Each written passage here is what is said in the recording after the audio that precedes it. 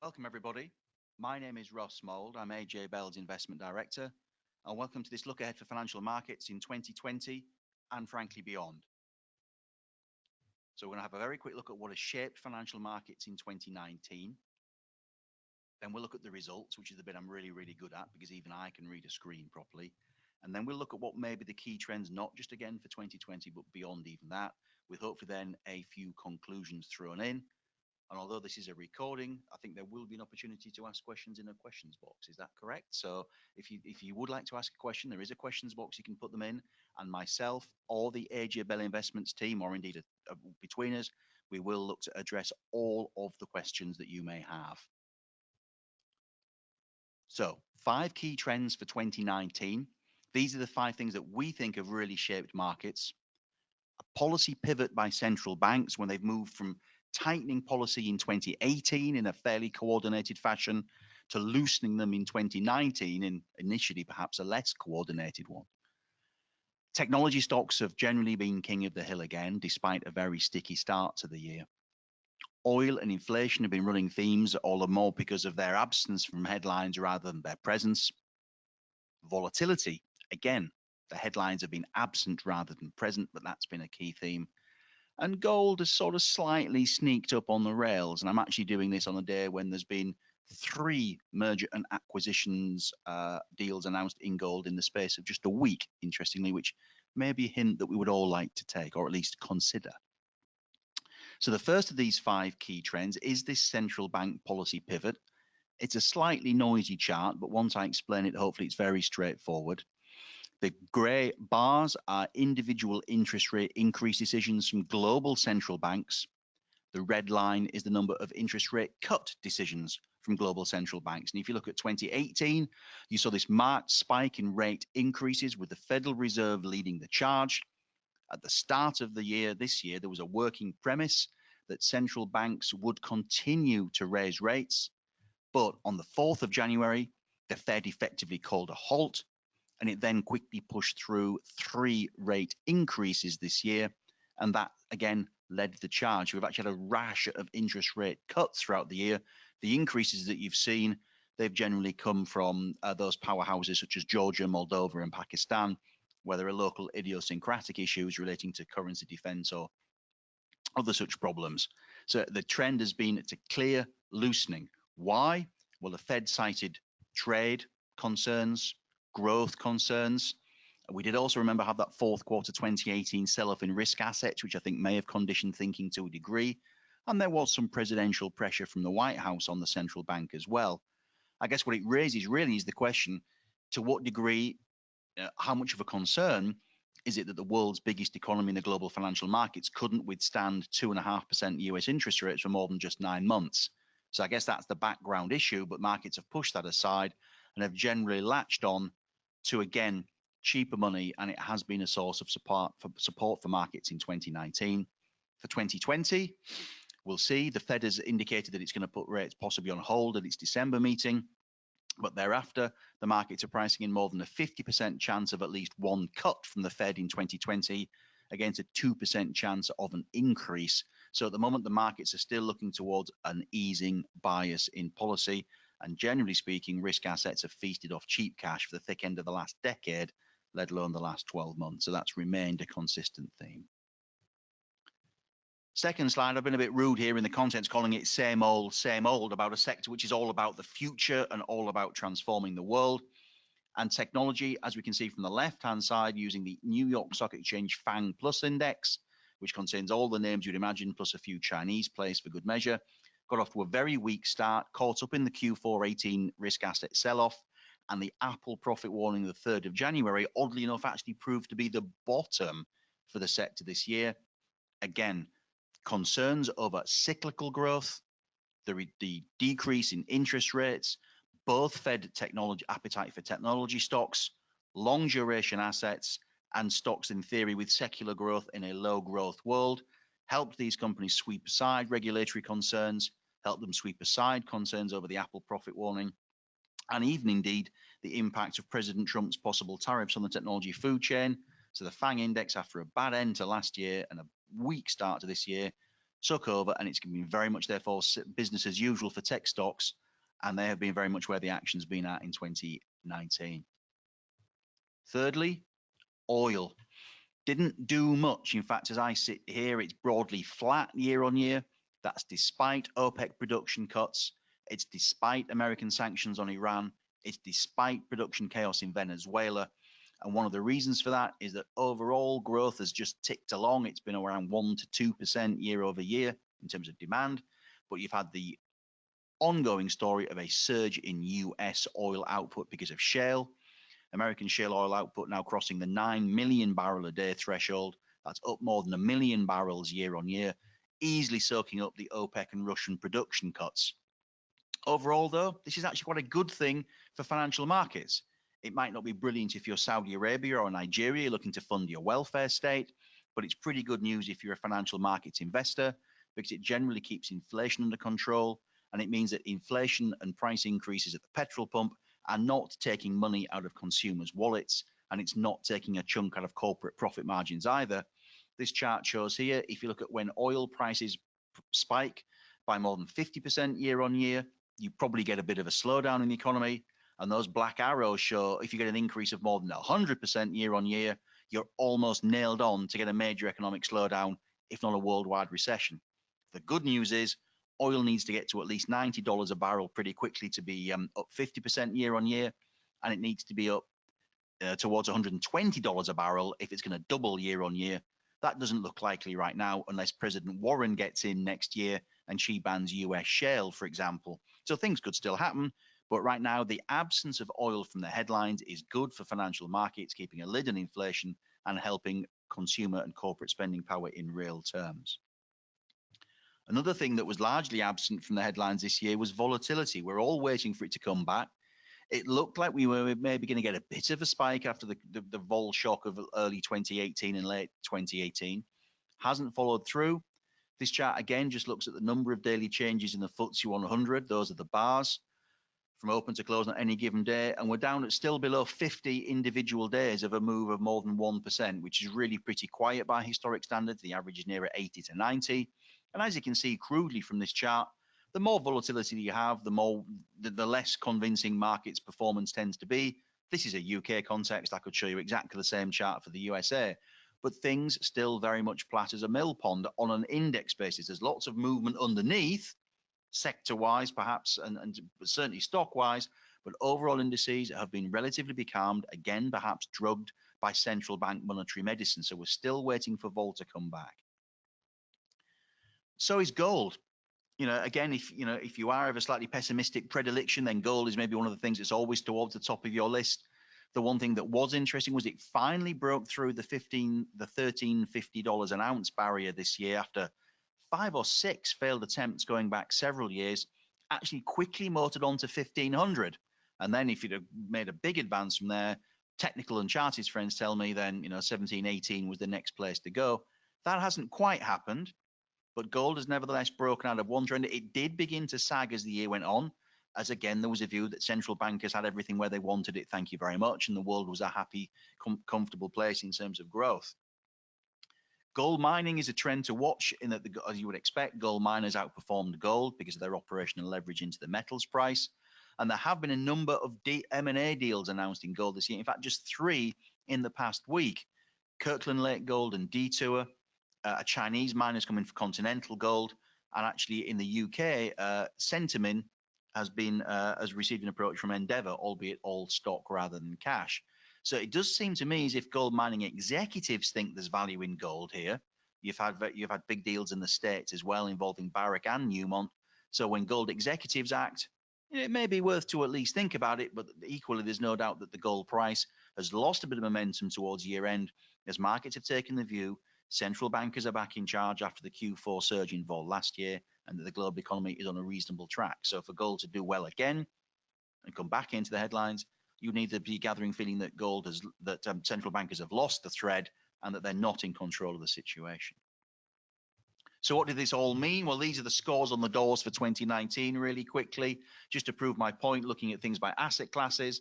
Left-hand side, tech. The FANG stocks were the best performers. Gold still did pretty well, and these are total return terms in sterling. Developed market equities outperformed emerging market equities, and debt in the end didn't do you too much harm. And overall, frankly, pretty much anything that you would have touched on behalf of clients this year will have made you something, except overall, industrial metals have not done great. And I think that's been a reception of those global economic and trade concerns that we've seen. Equity-wise, Eastern Europe's just pipped the USA in terms of performance. That's down to a sterling performance from Russia, up 30-odd% year on year. I guess helped a little bit by oil stability, but also its economies come back. The central banks, again, shown tremendous strength under Governor Elvira Nabalina. She's done a terrific job. So Russia is, again, it was a dirt cheap market that was horribly underloved. So, where do you always want to look? Well, where nobody else is looking, and nobody was looking at Russia a year ago. But that's clearly not one for widows and orphans. On a more mainstream basis, the US was still really the main show in town. But it is noticeable that, generally speaking, emerging markets, again, didn't reward advisors and clients for the risk they were taking. Africa, Middle East, Latin America, Asia, all towards the bottom of the list, as was the UK. And now it's obviously all eyes on what the general election throws up and then what it throws up in terms of Brexit policy thereafter. By equity sectors, industrials, consumer discretionary, technology at the top of the pile, energy down at the bottom. Again, that weak oil price. One or two press stories have picked up on the fact that Apple's market cap, I think, is now bigger than the global energy sector worldwide. Another thing to think about in the same context is that energy is now at its lowest level in the MSCI world as a sector pretty much ever. So there is clearly a gathering school of thought that the world is awash with oil because of shale in the US particularly, and that there is a growing danger that these things are stranded assets because of the gathering push on ESG, environmental, social, and governance issues, particularly environmental. And that's a key concern for oil companies going forward. I do wonder if markets are possibly pricing the death of oil just a little bit prematurely, but it's interesting to see that energy has really struggled this year as those issues have come ever higher to the fore. Bond-wise, it's been a decent year. Again, the bond market did not die. That 30-year bull run continues, but it looked to be long duration assets where the action was at because of those central bank interest rate cuts. Look what's dominating here: 30-year bonds in the US, in Germany, Japan, and the UK. Long was the place to be. So, which in many ways has confounded people who've been looking to go short duration and long credit because of the suspicion that bond yields can't go any lower. Well, funny enough, they managed it this year by and large. Let's see what happens in 2020 and beyond. The long call for demise of the bond market still not happened yet. So those are the scores and the doors for last year. That sets the stage for 2020. So these are the 5 things that I think will continue to dominate. Central banks, for better or for worse, will remain center stage, as until the very least the 3rd of November next year will President Trump and his trade policies. The yield curve is going to continue to garner attention. Growth versus value, and then banks. And I think banks will be a key insight into absolutely all of those trends, as I will explain. So this is looking at the Federal Reserve, and again, that policy shift that we talked about earlier. Yes, it's cut interest rates, but it's also begun to expand its balance sheet again, thanks to its intervention in the US interbank funding markets. And I think even as central banks are now clearly becoming more concerned, they're reaching the limits of policy. It's being debated in many countries. There is clearly a growing pressure from, say, Christine Lagarde at the European Central Bank to look at fiscal policy, the People's QE, green bonds, MMT, whatever you want to call it. And we can see that the fiscal spending cat is now largely out of the bag, whether it's in the US, whether it's the UK. Christine Lagarde pressing for it in Europe. You can see in Korea, in Taiwan, there is a growing pressure to spend, as there's a sense that monetary policy may be losing some of its efficacy. And this is what perhaps plays to the bond bear theme and to the pro-inflation theme. Whether they're strong enough to offset strong dollars, demographics, and debt remains open to question. But there is clearly a shift to looser monetary, looser fiscal policy. And right now that's supporting risk assets. Whether it's able to follow through or not, or whether it just leads to a series of wild rallies as you've had in Japan over the last 30 years, remains to be seen. But central banks, certainly the Fed with its growth in its balance sheet, is pulling as many levers as it possibly can right now. And it's going to be a key theme as to what they do and whether you see interest rate cuts go back to more QE or indeed pressure for more fiscal policy and an alternative source of growth. Trump trade and tariffs.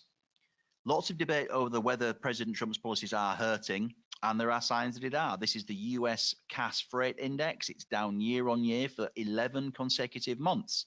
It's starting to filter through into truck volumes, which at some stage will filter through to durable goods and will some stage filter through to employment. It's clearly causing some chaos in global supply chains as well, and we're moving towards new deadlines. The president has in fact just stuck fresh tariffs on Brazilian and Argentinian steel and aluminium, on French goods in retaliation for the digital tax there. So this issue is not going away. Markets have feasted on two big hopes this year: looser monetary policy, tick; trade deal, not yet. And yes, markets love climbing the wall of worry, but if they don't get what they want, they will eventually slide down the slope of hope. So they will be looking for a trade deal in 2020. You can follow this through the semiconductor index as well, the Philadelphia Semiconductor Index, the SOX, hugely levered into global trade. That's just been touching new all-time highs, but has come back a little bit as Trump's upped the rhetoric. Hopes for a deal are high. There's not one yet been delivered. And if I was the Chinese, I would personally string out President Trump for as long as I can, because I'm sure the Chinese want to see the back of him on the 3rd of November 2020.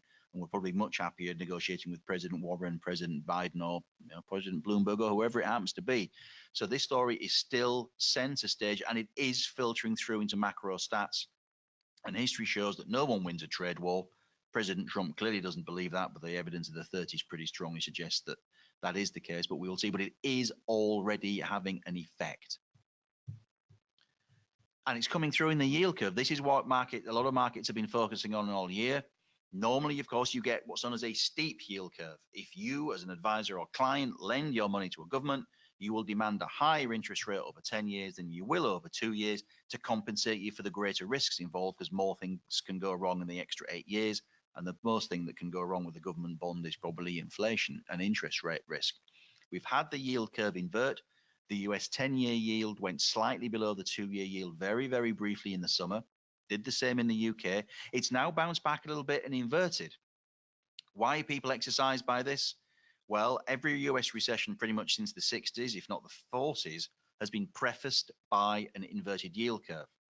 But not every inverted yield curve has prefaced a recession. So it can give false signals. You have got some people, strategists, arguing, look, central banks are so heavily involved in trying to manipulate interest rates, the yield curve's just not worth the slide deck that it's written on right now. So some people just dismiss it as of no interest, but its previously pretty good record means that attention must be paid. The fact that it started to steepen again is good, but now we need to work out, is it a bull steepener or a bear steepener? It's a bull steepener. Excuse me.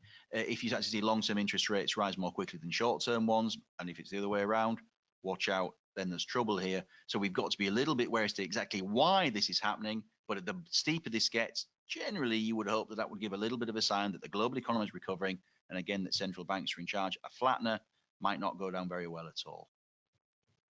And that will then tie into growth versus value. If we get more of the same old, as I referred to technology earlier, of low growth, low inflation, low rates, then you can understand why people continue to flock to secular growth stories like tech, whether they're expensive or not. If, heaven forfend, you do get a little bit of cyclical growth, you do get a little bit of inflation, dare one say, why on earth would you look to pay up for growth in tech and secular areas when cyclical growth, you'll be able to pick it up in the street for very, very low multiples by comparison? So that's the key call. Growth, momentum, and quality have dominated this cycle because they've all been, pretty hard to find. Certainly growth has been. Value has tried to rally 2016, Q4 2018, and it was violent when it happened, and September this year as well. And value is trying hard again now, as we can see here. We've got this looks at value indices relative to growth indices. It's generally one-way traffic, value going down on a relative basis because growth has outperformed. You're getting a rally out now, but for that to really follow through, you probably need to see some cyclical growth, some inflation, either because of monetary policy or perhaps more likely major fiscal intervention. So we'll see. And banks will be a great read-through on this as well. This is the S&P Global 1200 indices.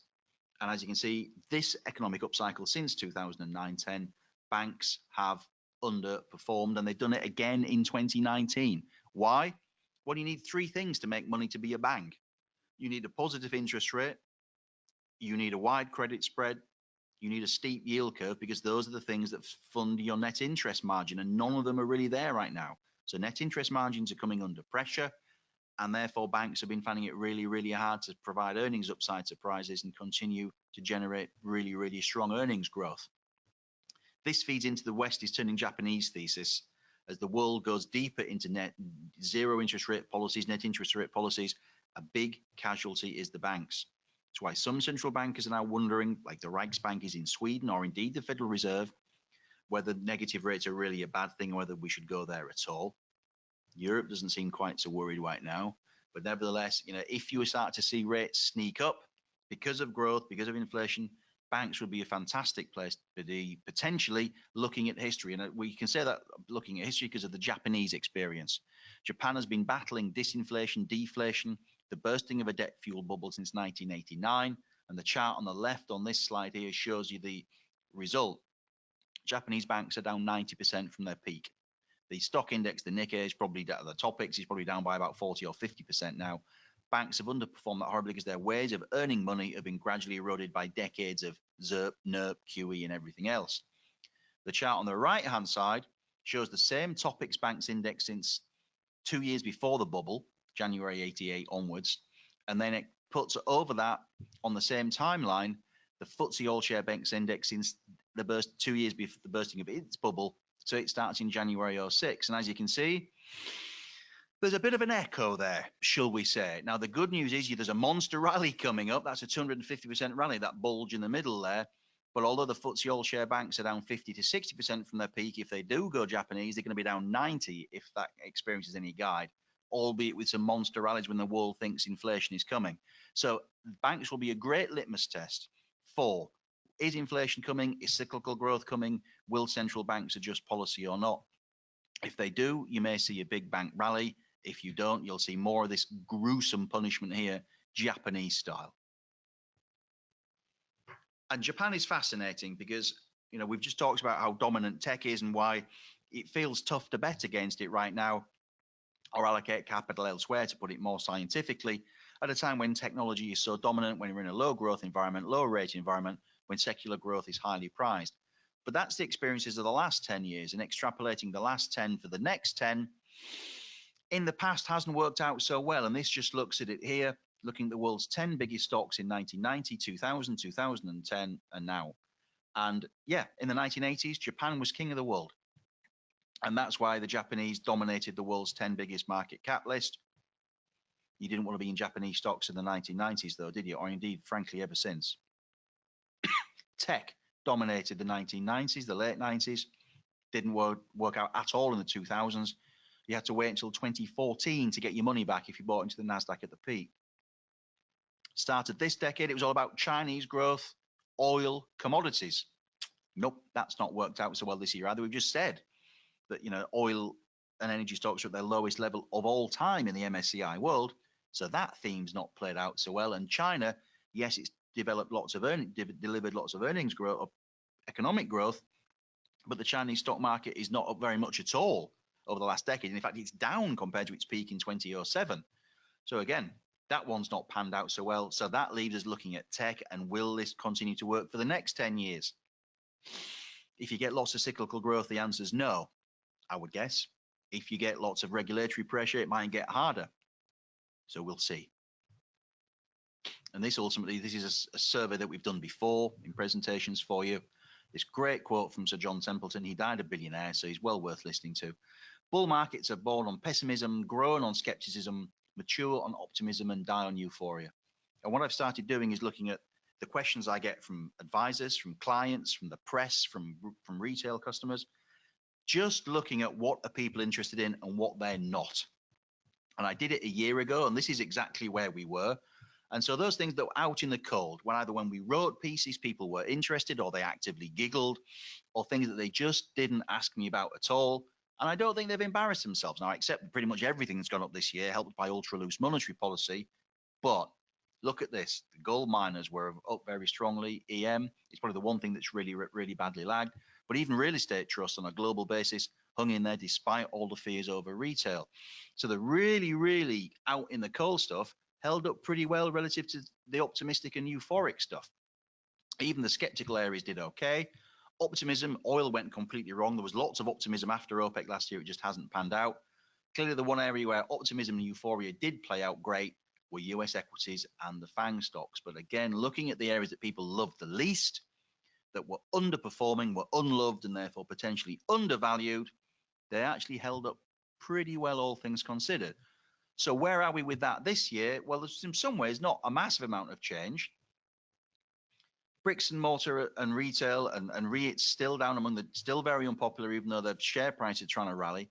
UK equities definitely still out in the cold looking at fund flows, and dropping into that bucket, emerging and frontier equities after another year of relative underperformance, and oil has dropped right down there as well. There's still skepticism on banks, financials, the dollar, precious metals have moved up a little bit, but still in the skeptical camp.